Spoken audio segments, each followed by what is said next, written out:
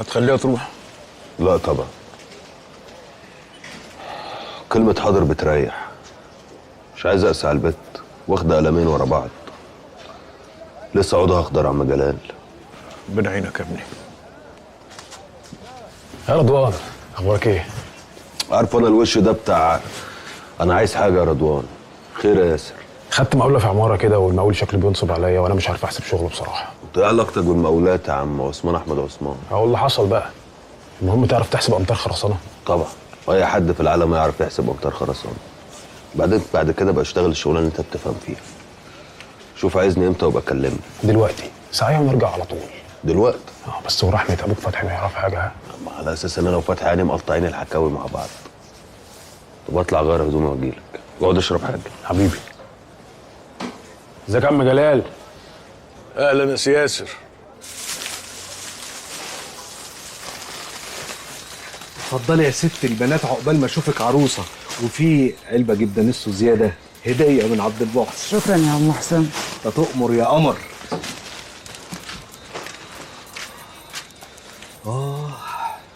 يالا بتبصلي كده ليه؟ حرام عليك، سمعتنا بقت منيله. النسوان بقت تمشي 2 كيلو للبقال اللي هناك ولا تجيش عندنا. طب ايه رايك بقى النسوان ما بتحبش تيجي غير هنا، واللي عامله لي فيها محترمه تبقى تروح هناك ما تلزمنيش. هيجي لنا محترم يا اسطى. بقول لك يا بوجي، بتروح يا اخويا والنبي الفرن تجيب لي 10 رغيفه بلدي. حاضر. الله صحيح يا عم محسن، انتوا هتبيعوا بيت ابوك وهتورث ملايين؟ مين اللي قال لك الكلام ده؟ المدعوق فلفل قال كده العظيمه، وقال لها كمان ان هم عاملين عليك كومبينه عشان تجيب لها كباريم حندق كده بفلوس ورثك، وساعتها اقسم بالله اقسم بالله ما هقعد لكم فيها. مالك يا بنت محسساني كده ان الفلوس جت والكباريه فتح، ما نخلي اللي يقول يقول. انت هتعمل لي فيها ايه ورد؟ طب والمصحف الشريف دول يقلبوك كده عادي وانت اصلا غلوبه. ما تحترمي نفسك يا بنت.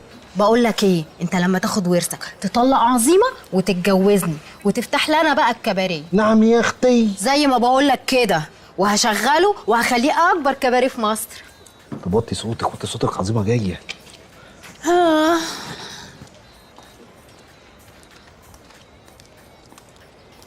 ايه اللي موقفك هنا؟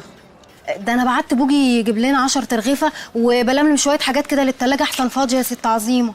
خليها فاضيه، عجباني قوي وهي فاضيه. يلا يا حق ومق من هنا. حاضر يا ستو. ايه؟ لتت تعشق اللت زي عينيك. لو واحد اخرس برضه هتقعد تلت معايا. بقول لك يا عظيمه انا مش ناقصك، انا فايق اللي مكفيني. اللي قول لي صحيح موضوع البيع ده بتاع جمال حجازي، انت واخواتك هتبيعوا له البيت؟ بيت ايه اللي هنبيعه؟ بتصيح عليا؟ انا اللي يتصاع عليا منك انت؟ ده المفروض انا ابقى سرك، ابقى البير اللي بترمي فيه همومك ومواضيعك. دلوقتي بتديني ظهرك وبتلف، وماله؟ لف براحتك يا حبيبي. يا ريت بقى تلف وتوريني عرض كتفك وما تباتش في البيت النهارده. يحرق ابو البيت على ابو اللي فيه. انت هتذلي امي علشان ما يتعدك في البيت؟ تغوري انت والبيت ووراتك هتوصلك لحد عندك. اتفضلي بقى غوري، انا لا بقيت طايقك ولا طايق عيشتك. ماشي. لا الراجل ده مش حرامي يا ياسر. لان الراجل ده لو حرامي كان هيبقى سرقنا في اكتر من كده. وسرقنا بس 13 متر في 3000 جنيه، يعني 39000 جنيه، ده على حسبته وحسبتنا. وفي الطوب برضه مش سرقنا في كتير، 2500 طوبه بس. والله العظيم ما تحلفش بالعظيم لا تتسقط معزه وسطنا. احنا ايه يا عم بنمصمص في صوابعنا؟ ما انا عايز قدامك مرتين ومش عايز التالتة. بقول لك ايه يا عم، روح بقى وانا بكلمك اديك بقيه حسابك لما مزاجي يجيبني. تشتغلني يا استاذ ياسر، يا استاذ ياسر، يمكن غلطت وانا بقيس. الله ياسر انا هنزل والنبي وانجز عشان ما اتاخرش على الورش. تسلم يا رضوان. ايه يا مولانا، سارقني في 39000 جنيه؟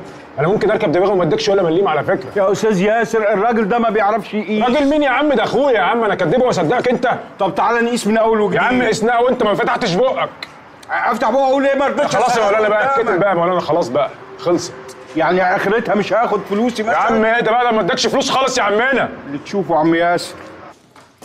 اديني بعلق لك صوره اهو عشان ما تغيرش من صاحب الفضل.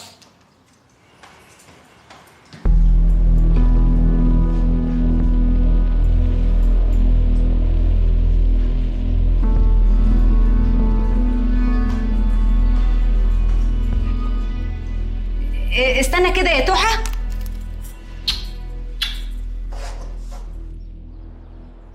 تسلم يا رضوان. لا يا عم اسلم عليا. بقول لك ايه، هو الواد اخوك فتحي ده بقى مشهور ولا مرشح نفسه في مجلس الشعب واحنا ما نعرفش؟ ليه اشمعنى؟ بس وانا نازل لقيت ست بتعلق صورته، بصراحه مش متاكد هو ولا ممثل سوري شبهه. لا يا عم اكيد بيتهيألك. اللي يخلي واحده في العماره تعلق صوره فتحي؟ دي شيماء مش معلقه له صوره في بيتهم. عيب لما تكذب على اخوك. قسما بالله العظيم البيت ده بيته، والست دي مراته والصوره دي صورته. انا سمعتها بتتكلم في التليفون. انا ما اعرفش بصراحه انت بتتكلم عن ايه يا رضوان. بتكلم على انك كذاب وبتشتغلني وبتغفلني، وربطت الكلام اللي انت قلته لي في الورشه باللي انا شفته دلوقتي. تقول لي واخد مقاوله ومش عايز فتحي. ايه علاقه فتحي بالمقاوله؟ ما تجيلي دغري على طول. رضوان فتحي لو عرف انك عرفت انت عارف يا عم وانا مش لتات. صبان عليها شيماء، بنت حلال وطيبه وطافحه مع الكوته، في الاخر اتجوز عليها. حول ولا قوه الا بالله. عليا النعمه اخوك ده ربنا مسلط عليه دماغه. يعني انت مش هتقول لشيماء حاجه؟ يا عم مش هقول لها ولا حاجه. اقول لها ايه؟ طب احلف يا رضوان انك مش هتفتح الموضوع ده تاني. يا عم خلصنا، قلنا مش هفتح الموضوع واتكل على الله عشان وقفت حالي النهارده.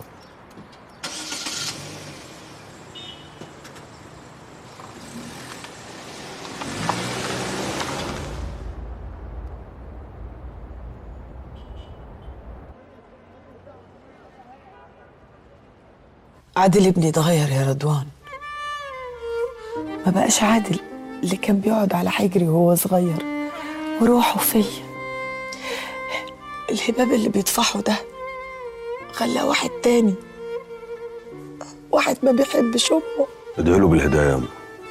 عشان خاطري تروح له. رحت له وعمل معايا اكتر من اللي عمله معاكي. الواد بقى مستعر مننا كلنا. كان عايز اهله يبقوا من المهندسين ولا من الزمالك عشان يعجب الناس اللي بقى عايش وسطيهم، مش يسمع حد مننا. عادل بقى عايز يتربى من اول وجديد. طول ما القرش بيجري في ايده وبيكسب مش محتاج حد في حاجه. يعني ايه؟ هنسيبه يضيع يا رضوان؟ لا يا حبيبتي مش هنسيبه، بس بالهداوه. انا من حين للتاني كده اقعد اتكلم معاه وان شاء الله يبقى زي الفل.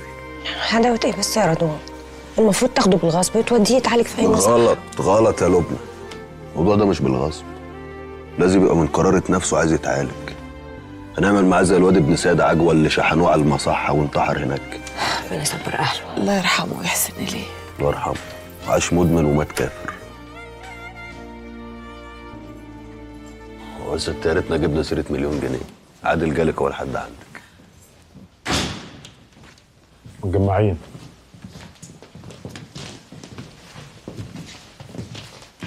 السلام عليكم. وعليكم السلام ورحمه الله وبركاته. ازيك يا ام؟ يا خالتي. اهلا. ازيك يا رضوان؟ ازيك يا فتحي؟ انا عديت جبت عبد محسن وياسر وعادل عشان نتلم كلنا كده، عشان في كلمتين عاوزين نقولهم. صلى على النبي كده. انا كلمت المحامي عشان يعمل اعلام الوراثه. هحتاج منكم تعملوا له توكيلات الصبح تبقى معايا. جمال حجازي هيشتري البيت والورشه ب10 مليون جنيه، وهناخد منه 3 شقق في البرج اللي هيبنيه بعد ما يهد البيت. شقه لامي وشقه لخالتي سميحه وشقه لعبير ورأف. وطبعا كل واحد هيتخصم تمن شقته من نصيبه. بالنسبه لامي بقى علشان ما لهاش ورث فشقتها مش محسوبه من كل الفلوس اللي داخله لنا، وهنطلع لها فلوس كمان. تمام؟ وبعد ما يخلص المحامي هحتاج منكم تعملوا لي توكيلات تانية عشان اعرف ابيع لجمال. وانت يا اما انت وخالتي سميحه ما تقلقوش، هدبر لكم مكان كده تقعدوا فيه لحد ما جمال يخلص بنا وتستلموا شققكم. تمام؟ وانت يا رضوان عايزين نبقى نقعد مع بعض عشان الحسابات. عايزين نشوف اللي داخل واللي خارج ونظبط الليله دي. ماشي؟ لا سيب موضوع الحسابات دلوقتي على جنب. الحسابات يوم الحساب. محدش هيبيع حاجه. نعم. يعني ايه؟ هتمشي كلامك علينا كلنا بالصلاه على النبي كده؟ عادي؟ محدش يعرف يعمل حاجه. ابوك الله يرحمه كاتب لي كل حاجه بيع وشراء. ازاي يعني؟ يعني الارض اللي انت واقف عليها دي بتاعتي، الترابيزه اللي كنت قاعد عليها دي ملكي، النجفه اللي منوره لنا كلنا دلوقتي بتاعتي. انت كداب. ده اللي انت بتتمناه. يعني فضلت لابد لابونا في الدره لحد ما خليته يكتب لك كل حاجه؟ ايه كلتنا يعني؟ اخوكوا كلكوا.